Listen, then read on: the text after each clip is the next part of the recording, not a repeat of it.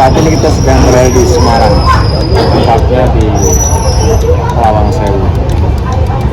Jadi kita akan mencoba mengeksplor sebenarnya seperti apa yang sering kita dengarkan di luar sana terkait dengan Lawang Sewu. Apa benar pintunya 1000? Atau ada sejarah-sejarah apa sih yang sebenarnya ada di Lawang Sewu? Nah, untuk bisa masuk ke Lawang Sewu, biasanya untuk loket per orang 20.000. Jadi untuk bisa mengeksplor dalaman Lawang Sewu, kita hanya cukup membayar 20.000, sepuasnya bisa masuk dan menjelajahi dalaman-dalaman yang ada di gedung Lawang Sewu. Yuk, kita beli tiketnya.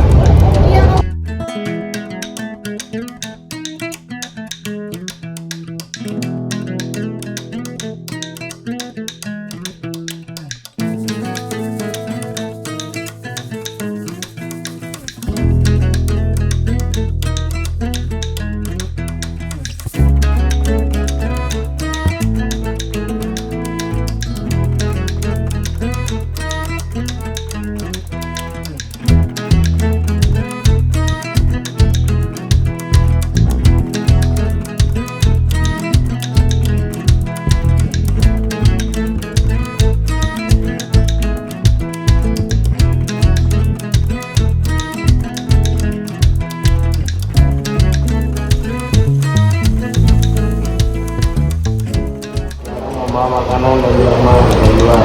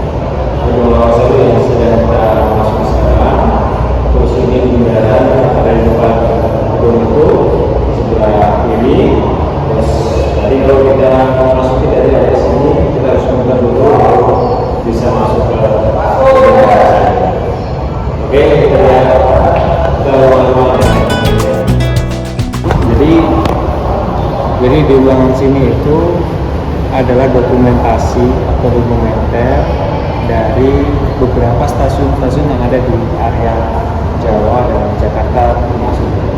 Kalau di sini, teman-teman, ini adalah potret masa lalu stasiun Jatinegara. Ini masih sangat tradisional di zaman Snap yang beliau adalah seorang arsitek yang di kawasan Jatinegara. Nah, di sini juga ada stasiun Manggarai. Stasiun Manggarai ini sudah cukup modern sebenarnya, pembangunan zaman dulu. Gedungnya juga sudah cukup besar. Nah, stasiun Manggarai kalau dilihat dari sini itu, Manggarai berasal dari nama budak-budak yang didatangkan dari NTT. Jadi orang-orang yang dari sana dari NTT dibawa ke Jakarta demi dipekerjakan di sana. Nah, ini dari Budi dan seterusnya. Ini sejarahnya stasiun Manggarai. Nah, kalau di sini ini adalah stasiun penghubung antara Tanjung Priok sekaligus menghubungkan dengan wilayah selatan termasuk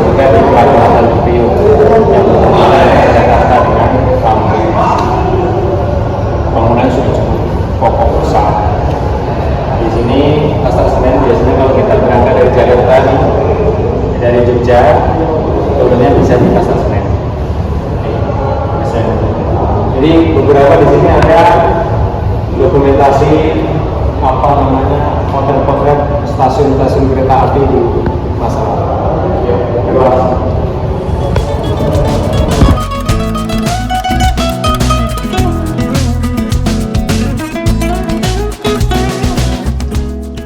Nah, teman-teman, di sini kita bisa melihat ada potret pembangunan stasiun pada awalnya, baru setelah di recovery atau direnovasi. Ini stasiun dulu, jadi awalnya bangunannya seperti ini, letaknya seperti ini. Sekarang sudah dibangun, setelah dibangun direnovasi menjadi lebih modern. Termasuk juga stasiun Bondowoso. Stasiun Bondowoso yang awalnya potretnya seperti ini, sekarang sudah dibangun sedemikian rupa, dilengkapi fasilitas dan seterusnya dari sini. Termasuk ada stasiun Tegal, stasiun Lawang Sewu. Nah, termasuk ini juga Lawang Sewu yang dulunya gambarannya seperti ini, bangunan-bangunan yang masih terlihat cukup kuno, sekarang sudah direnovasi dan diperbaiki sehingga menjadi bentuk gambar kuno, bangunan kuno tapi terlihat modern. Oke.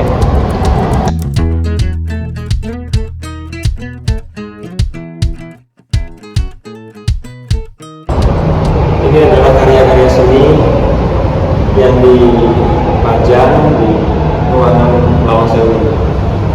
Bagaimana dia mengilustrasikan membuat batik Lawang Sewu, lalu kemudian ada lukisan saat kegiatan beserta taman di gedung Lawang Sewu. Ini di taman depan karena hasil kreasi anak-anak. Lalu kemudian ada di mana ya? Oh, ini juga sama, masih lukisan Lawang Sewu. Termasuk juga ini. Ini adalah ilustrasi kegiatan membatik di lorong depan Lawang Sewu. Luar biasa. Jadi karya-karya di sini adalah karya-karya monumental yang didokumentasikan sebagai wujud apa namanya kecintaan dan menghormati sejarah berdirinya Lawang Sewu. Ya.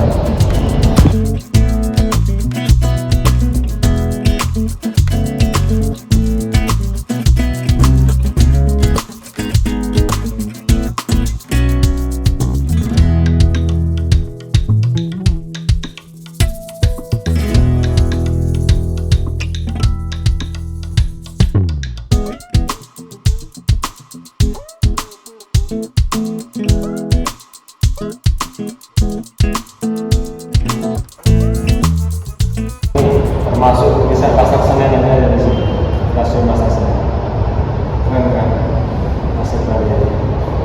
Jadi teman-teman nanti bisa melihat karya-karya anak-anak bangsa kita untuk menghormati kecintaan sejarah-sejarah di sekitar Indonesia kita, khusus yang berhubungan dengan stasiun dan kereta api.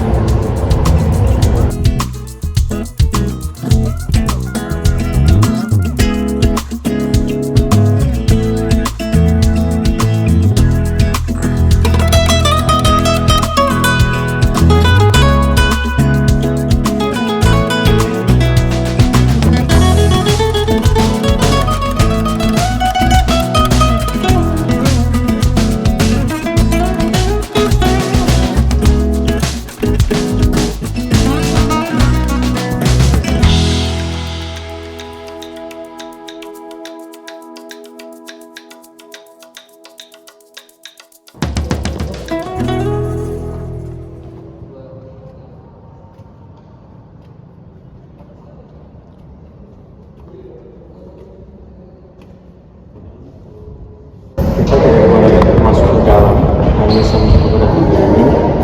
Nah, sebenarnya kurang lebih ruangannya bersama, ruangan perkantoran yang mungkin zaman dulu dipakai untuk apa namanya pengelolaan tapi yang ada di Semarang.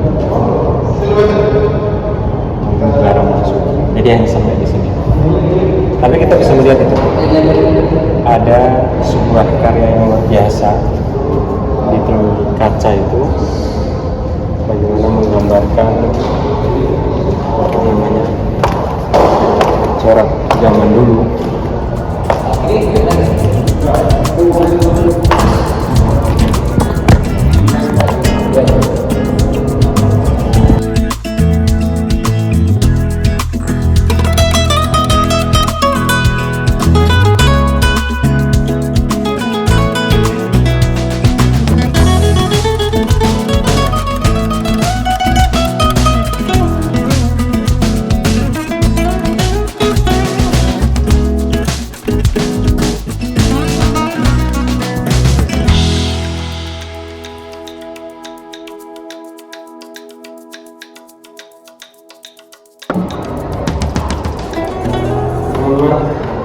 Ini replika tampak depan kereta api zaman dahulu. Jadi di sini adalah ruangan di mana dokumentasi perkereta apian zaman dahulu. Di sini sebelah sini ada replika masinis, dan di sini ada beberapa gerbong-gerbong mungkin ada yang sebagai renovasi, ada yang menampakkan sisi dalam gerbong fasilitasnya, ada yang gerbong yang sedang diangkut di kapal dan seterusnya. Inilah wajah dan gambaran bagaimana interaksi sosial dan manajemen kereta api pada zaman dahulu. Teman-teman bisa melihat bahkan sampai jenis kereta apinya zaman dahulu memang luar biasa karena menggunakan mungkin kayu bakar ya, masih kereta api tua, sehingga desainnya mengikuti dengan karakter dan kebutuhan di masa lalu. Tentu ketika dibandingkan dengan kereta api zaman sekarang agak berbeda. Kalau sekarang lebih simpel, lebih bentuknya lebih canggih dan lebih modern. Dan ini adalah potret sejarah perkeretaapian di masa yang dulu.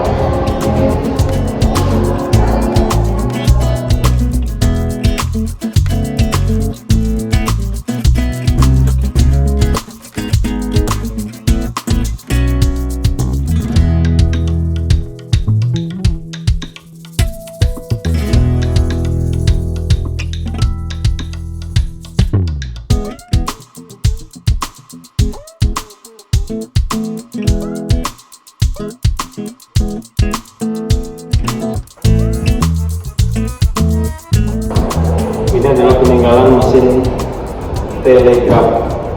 Jadi mesinnya seperti ini zaman masa Hindia Belanda. Lalu kemudian di sini ada telepon kayu. Jadi kita nggak tahu cara komunikasinya dulu seperti apa, cuman di sini ada semacam mic-nya, ada semacam alarmnya ini yang bunyi lonceng sepeda ontel itu. Dan di sini ada mungkin suara yang atau seperti apa yang buat ini. Nah, ini sudah mulai modern nih, pokoknya sudah mulai menggunakan, kalau kita melihat film-film zaman dulu itu kan ada dimasukkan puter gitu.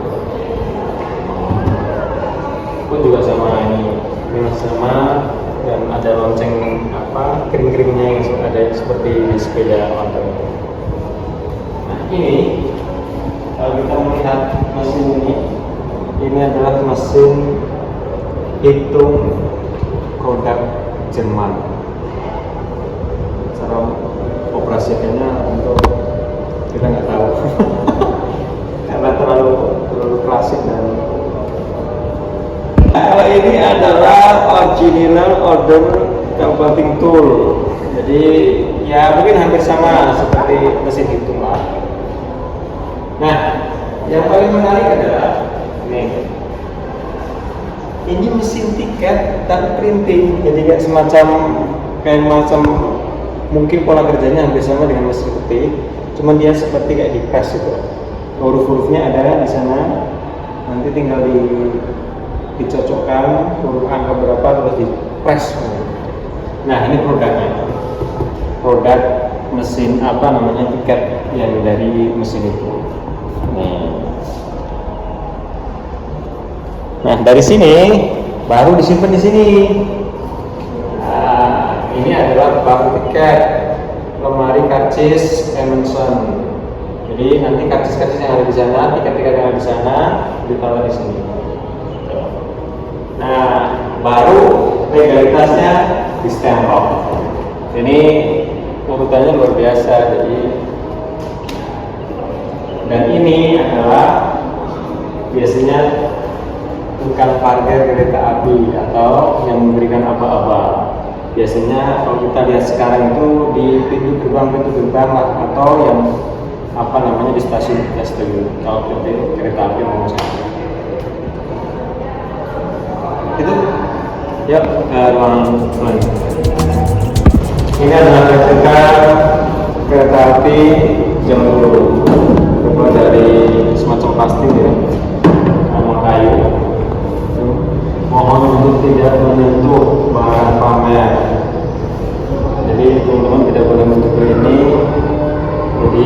biar awet.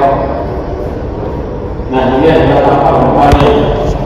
Tapak depan yang basah, lokomotifnya sebagai penggerak gerbong-gerbong yang ada di belakang. Tapi kayaknya desain ini sudah produknya sudah cukup baru atau mungkin produk lama tapi dipoles dan seterusnya sehingga kelihatan sudah seperti baru. Dan ini adalah desain-desain kereta api yang zaman dahulu, lokomotifnya, berbagai macam desain lokomotif pada zaman dahulu. Menarik ya ini, dan susah kita jumpai sekarang untuk wajah-wajah kereta api zaman sekarang. Mungkin sekarang lebih simpel, lebih modelnya canggih, tapi ini lebih artistik.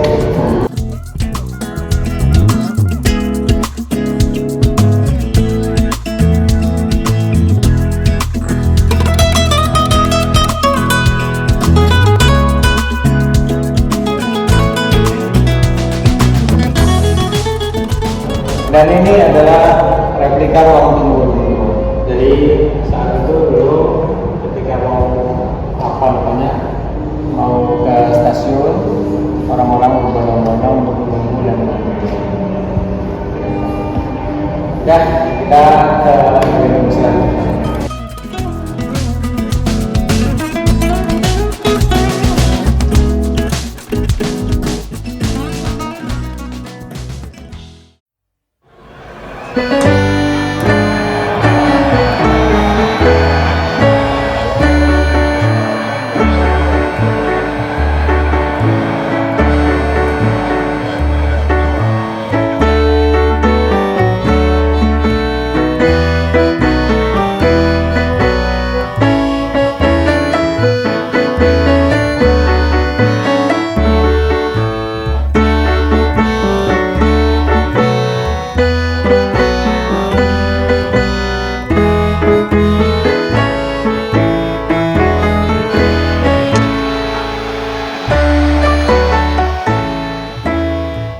Teman-teman, kita tadi sudah keliling ke beberapa ruangan dan melihat dokumentasi tentang kereta api.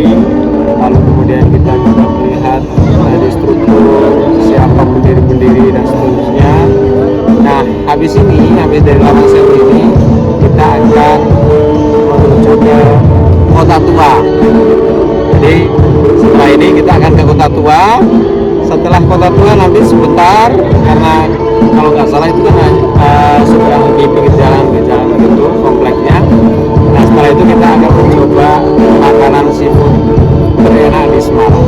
Oke, yuk kita prepare menuju ke Kota Tua.